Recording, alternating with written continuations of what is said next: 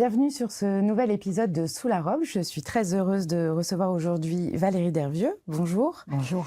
Valérie, vous êtes magistrate, mais vous avez d'autres fonctions. Je vais vous laisser les présenter.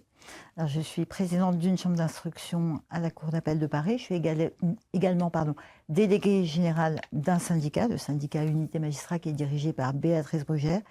Je suis également référente laïcité pour le ressort de la Cour d'appel de Paris et je donne des cours à Paris 8. Je vous ai invité parce que Sous la robe est une émission qui parle de droit et que la robe est quelque chose qui est partagé par les avocats et les magistrats. Je vous ai aussi invité parce que vous avez une particularité dans cette profession, c'est que vous communiquez. Alors, vous ne communiquez pas pour vous mettre en avant vous.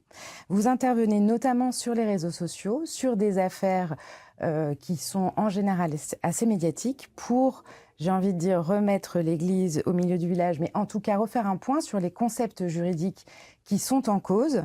Comment vous est venue l'idée de cette communication ? L'idée m'est venue en enseignant. J'expliquais aux étudiants, notamment ceux qui préparent le concours de la magistrature, l'actualité. C'est-à-dire, je leur présentais tout ce qui se passait à un moment T pour qu'ils puissent justement décrypter, analyser et surtout, c'est une expression que j'utilise beaucoup dans mes posts, se faire leur propre idée. Donc l'objectif, c'est effectivement d'expliquer. Alors des fois, l'objectif, c'est d'expliquer, mais ça peut être assez compliqué parce qu'il faut quand même être abordable, lisible et donner des références pour permettre au lecteur de se faire sa propre idée. Donc l'idée m'est venue comme ça, j'ai eu un petit peu peur au début, trouver une forme, un concept, pouvoir être reconnaissable et ne pas prendre parti, puisque une autre de mes formules préférées, c'est sans prendre parti.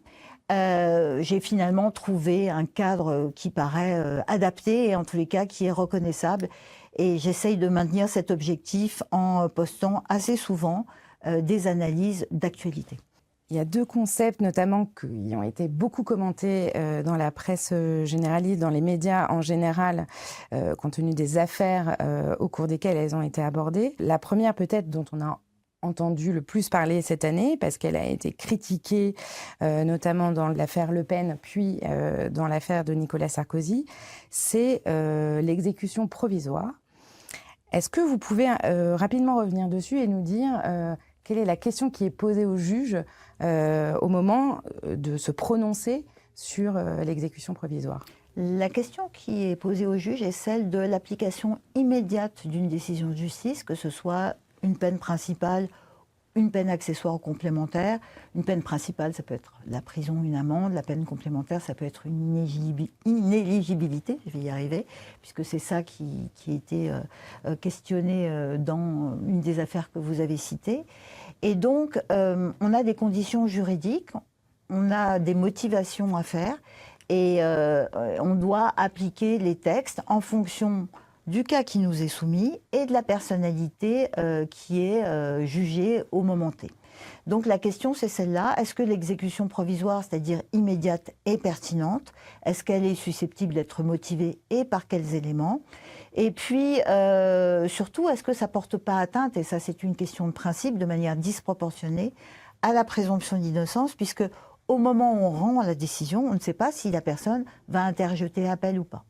Donc la question est celle-là, c'est la question qui a été débattue par les uns et par les autres au regard des peines qui ont été prononcées et de la gravité des conséquences pour les personnes qui ont été condamnées.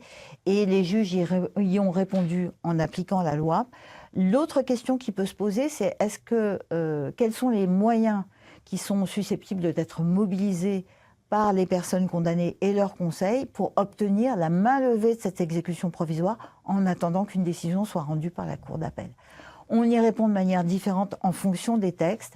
C'est un petit peu compliqué, c'est parfois difficile à comprendre et on comprend, en tous les cas, les parties qui sont condamnées peuvent légitimement s'exprimer sur telle ou telle thématique, d'autant plus que ça les concerne directement et que ça a une incidence dans leur vie professionnelle, personnelle, et leur avenir politique en l'occurrence.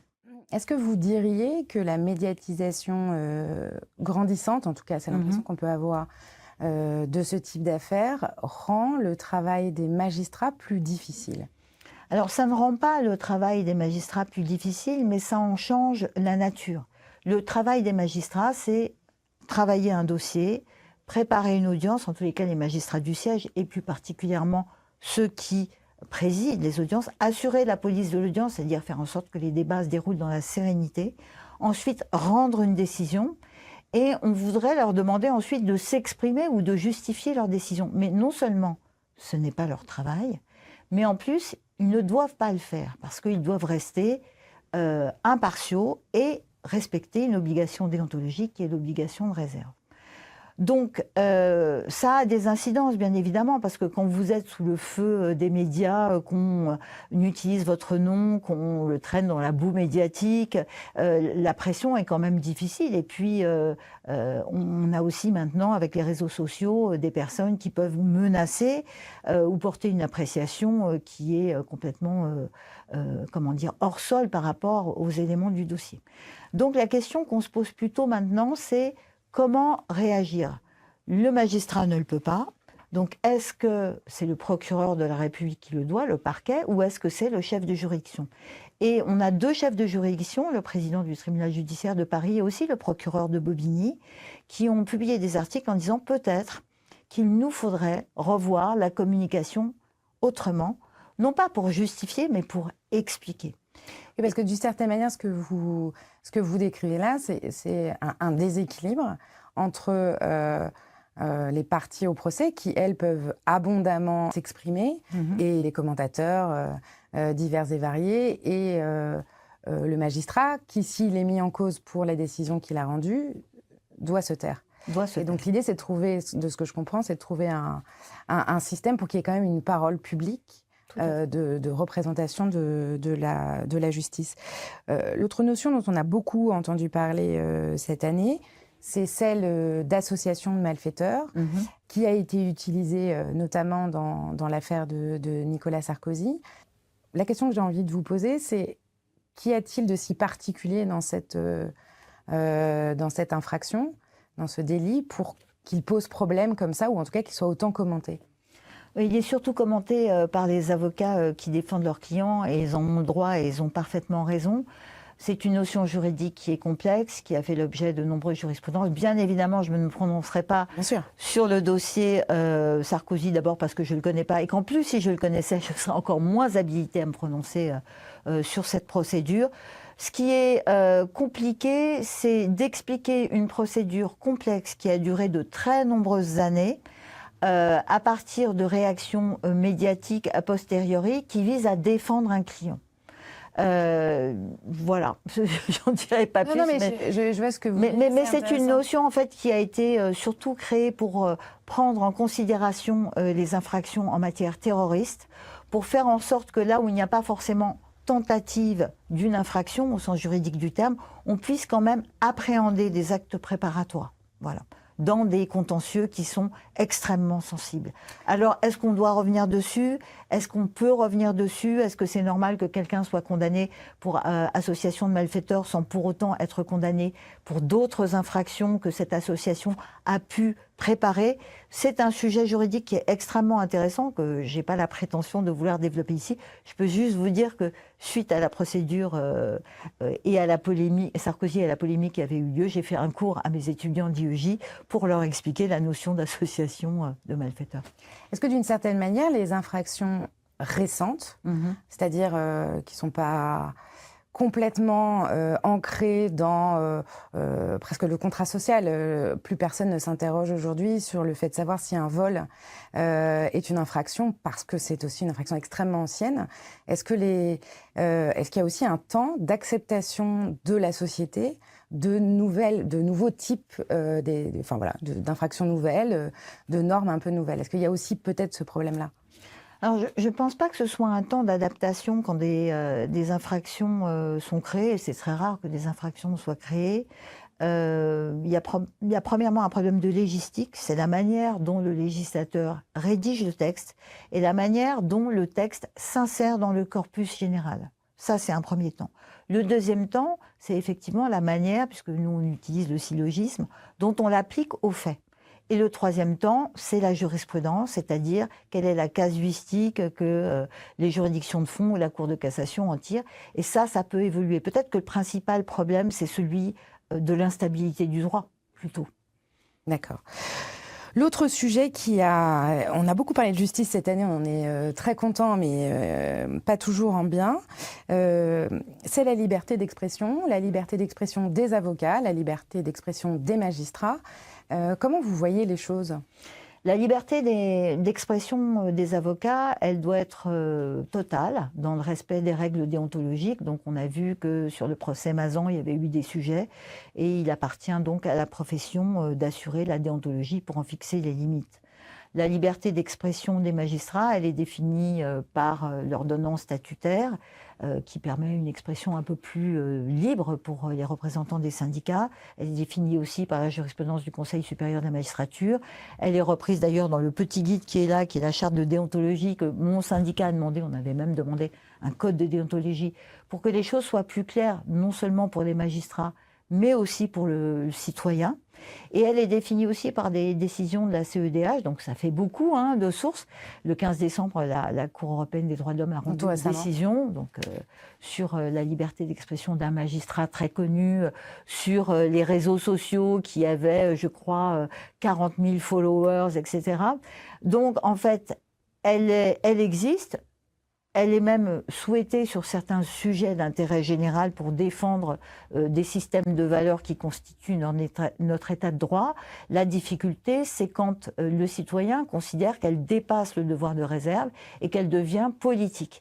Alors, on a 3 syndicats, ils ont chacun leur conception du devoir de s'exprimer et de la possibilité de s'exprimer.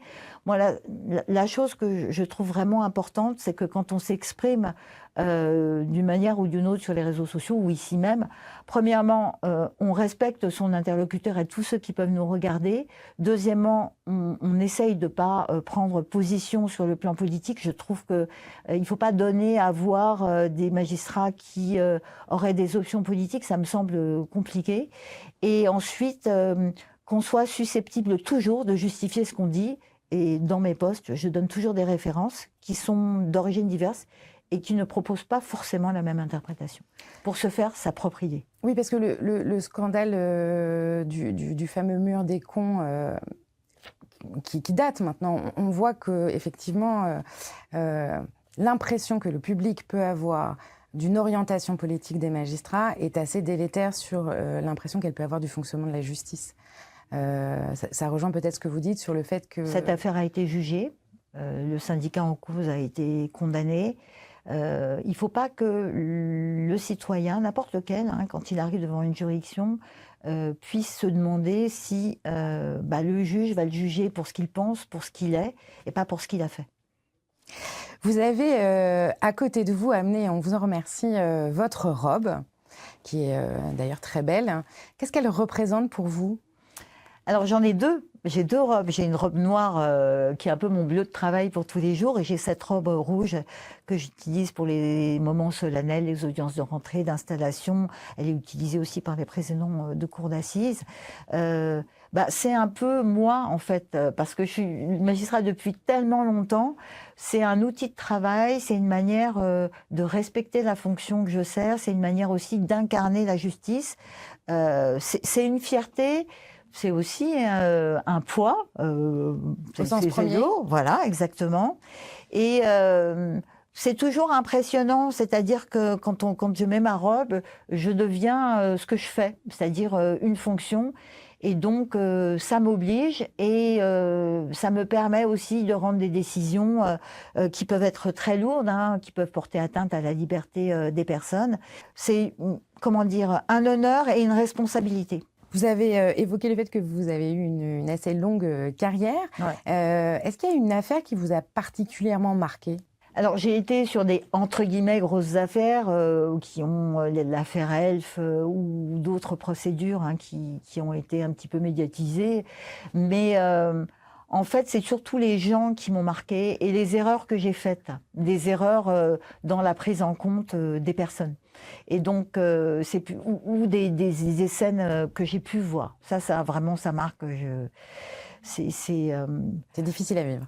C'est pas difficile à vivre, c'est-à-dire que dans la nouvelle charte de déontologie du Conseil supérieur de la magistrature, il y a une partie qui s'appelle humanité. En fait, la technicité est nécessaire, le travail est obligatoire, la disponibilité doit être totale puisque c'est un service public qui fonctionne 24 heures sur 24. Et l'humanité et la capacité de s'étonner, c'est une attention à l'autre qui doit être constante. Et c'est pas toujours évident. C'est pas toujours évident. Ouais. Qu'est-ce qu'en tant que juge, vous faites toujours? Ben, je travaille tout le temps. Non, en fait, c'est une intranquillité. Voilà. En tant que juge, je suis toujours intranquille. C'est-à-dire que... Le doute du philosophe, c'est... Je sais pas. C'est-à-dire que je me méfie des codes. Je vais toujours regarder s'il n'y a pas de la jurisprudence qui m'aurait échappé. J'essaye de me tenir au courant en lisant la presse pour voir s'il y a des affaires qui soulèvent l'attention des personnes pour pouvoir justement en parler à mes étudiants. Et cette intranquillité, c'est aussi pour préserver une capacité de s'étonner. C'est-à-dire que l'habitude, pour moi, est le contraire de ce que doit être un magistrat. Et qu'est-ce que vous ne feriez jamais? Qu'est-ce que je ne ferais jamais? Être sûr. C'est le pendant. C'est le corollaire. C'est-à-dire répondre comme ça sur un problème de droit sans chercher d'abord. Vous avez été juge du siège, vous avez été aussi au parquet. Est-ce que c'est finalement le même métier?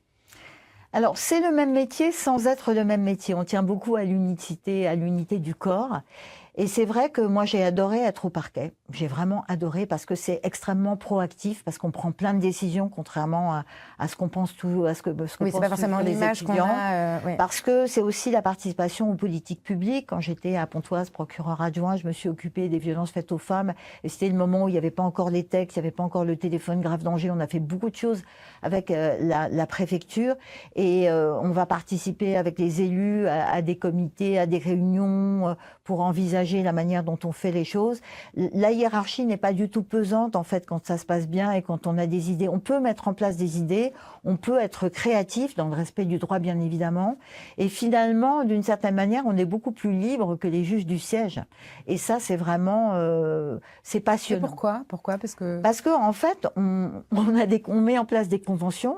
On essaye à partir du droit de créer des choses qui sont efficaces en lien avec les partenaires. On noue des partenariats et on essaye de penser le droit non pas comme quelque chose qui s'applique, mais comme quelque chose qui se vit et qui peut progresser.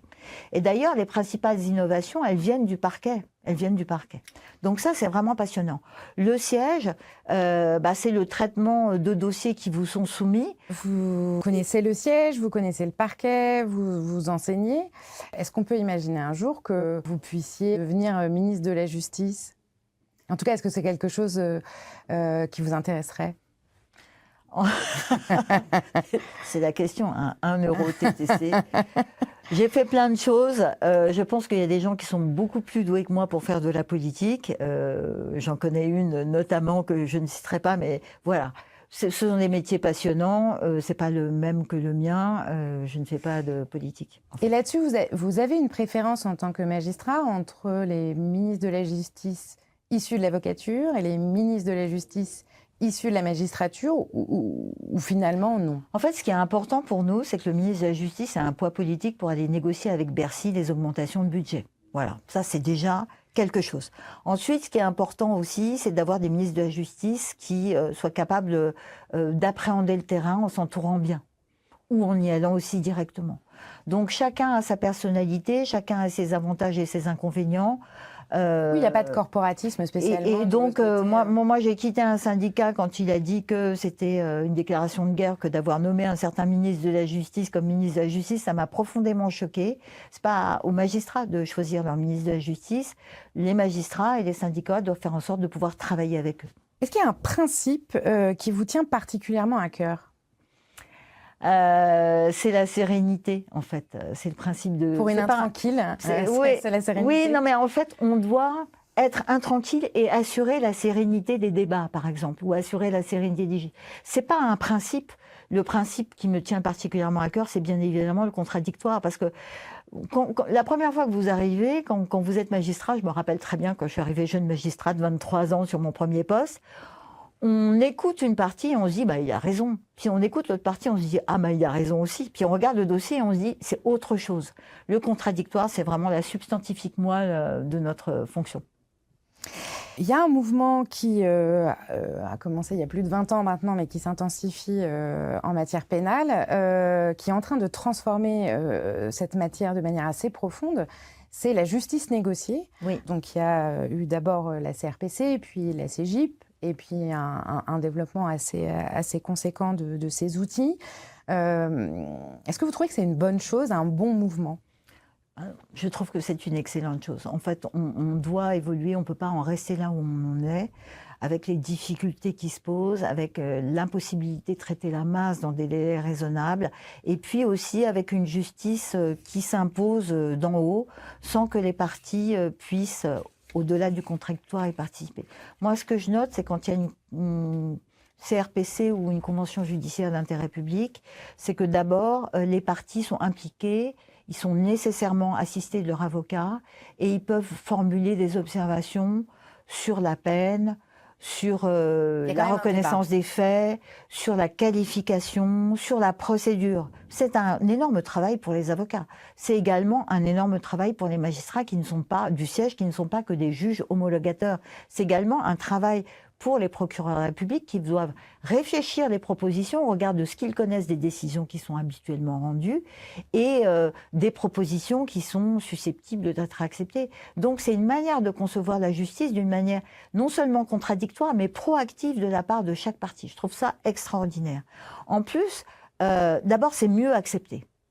Une justice négociée de la peine, est mieux acceptée et c'est quand même important. Après, il faut aussi penser la place de la victime et de la partie civile, c'est un sujet qui est important. En ce qui concerne la CJIP, ce qui est vraiment extrêmement bien, c'est que ça permet aussi de contrôler a posteriori la remise en état des choses. Donc, je n'y vois que des avantages, bien évidemment. De prévoir dans le cadre de la CJIP des engagements et ensuite que le juge puisse contrôler l'exécution de ses obligations. Exactement. Voilà. Exactement. C'est ce qui ne se retrouve pas dans d'autres décisions de justice. Non. Et donc cette manière proactive de penser le droit pénal dans le respect des principes généraux du droit et aussi en permettant à chacun de pouvoir s'exprimer, d'avoir une place, je trouve que c'est l'avenir en fait. Ça ne peut pas marcher pour toutes les procédures, dans tous les dossiers, mais je pense qu'on est dans un mouvement qu'il faut vraiment accompagner.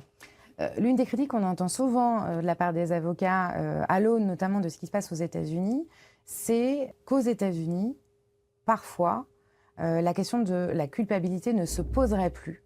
C'est-à-dire qu'il y a un usage tel de la justice négociée, et on le voit dans certains films, hein, donc il y a aussi quelque chose de caricatural dans notre vision des choses sûrement, mais que si on va trop loin dans la justice négociée, il y a une sorte de dévoiement du... Vous voulez dire qu'on reconnaîtrait des choses qu'on n'a pas faites pour être moins condamné ? En fait, on ne se pose plus la question... en fait, on sort du système judiciaire classique et la question n'est plus qu'autour de la négociation de la peine et qu'on prendrait plus le temps de s'interroger véritablement sur la culpabilité et la qualification. Et je crois que Mme Prévost-Desprouet l'a prouvé largement. Ce qu'il nous faut maintenant, c'est coordonner les conventions judiciaires d'intérêt public et les CRPC. Et ce qu'il nous faut aussi, c'est prêter une attention toute particulière au rôle des avocats et des magistrats. Les avocats sont là pour conseiller leurs clients.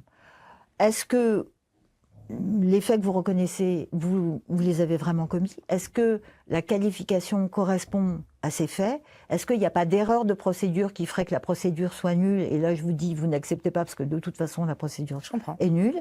Et est-ce que, en plus, la peine qu'on vous propose est vraiment une peine réduite par rapport à ce que prononcerait habituellement une juridiction? Ce qui est très intéressant, c'est qu'avec la dernière réforme, on peut proposer une CRPC au niveau de l'appel.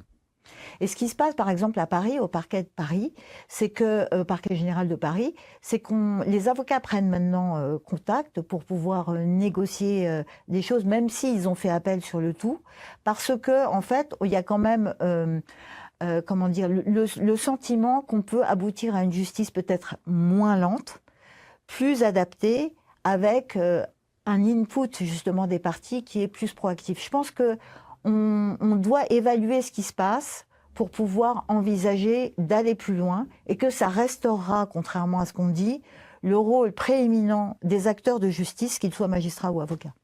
Oui, ce que vous voulez dire d'une certaine manière, c'est il y a un rôle de l'avocat. Si il n'est pas dans l'intérêt de son client d'aller vers la justice négocier, il doit lui conseiller de ne pas le faire. Oui, C'est un peu comme ça que vous répondez à cette problématique. Et d'ailleurs, si on penserait justice restaurative, par exemple, la possibilité pour quelqu'un de condamné de pouvoir discuter avec une victime, que ce soit la sienne ou pas la sienne, c'est aussi une sorte de réparation négociée.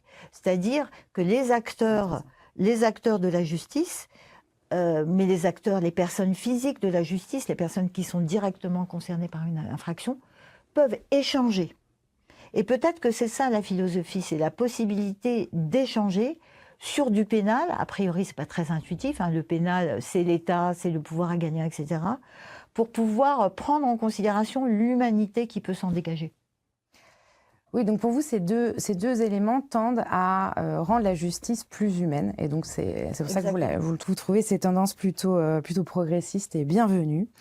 En tant que présidente de chambre, est-ce qu'il y a une chose que vous souhaiteriez ne plus voir, soit dans les plaidoiries des avocats, soit dans les écritures? Alors, je vais me faire des amis. Non, en fait, ce que j'aime pas dans les audiences, c'est quand les avocats répètent les choses. Alors, j'ai l'habitude de dire que j'ai pas encore tout à fait Alzheimer et que c'est pas la peine de me redire 3 fois les mêmes choses. On ne se répète pas. Voilà. Donc, ce que je souhaite, c'est non pas qu'il soit court, mais synthétique. Bon, c'est vrai que moi, devant la chambre d'instruction, la procédure est écrite, donc normalement, j'ai tout dans le mémoire. Et dans les écrits, en fait, ce que je ne supporte pas, c'est quand il y a des copier-coller de parties de procédure. Je ne vois pas l'intérêt. Je préfère lire ce que me dit l'avocat et ensuite aller voir moi-même avec les références qu'il m'indique, plutôt que d'avoir des copier-coller de PV. Enfin, voilà. Mais c'est vraiment pratique. C'est vraiment pratico-pratique. Hein. Et puis, il y a certaines formules qui reviennent, mais puis-je vraiment le reprocher, puisque moi aussi j'ai des formules qui reviennent. Alors, généralement, je les prends, je les mets sur Internet, je regarde d'où ça vient, et puis après j'ai la réponse, et voilà. Bon. Il est certain qu'avec Internet et l'intelligence artificielle, les choses vont être plus pointues, vont changer, parce que maintenant, notre défi, c'est d'être plus fort que l'intelligence artificielle. Eh bien, ce sera le mot de la fin. Qu'est-ce que je peux vous souhaiter, Valérie Dervieux ? De continuer. J'ai fait des demandes de mutation, peut-être de voir le succès de ces demandes de mutation et d'avoir la chance de pouvoir exercer ce métier encore longtemps. Eh bien, c'est ce que je vous souhaite. Merci. Merci beaucoup, Mathilde.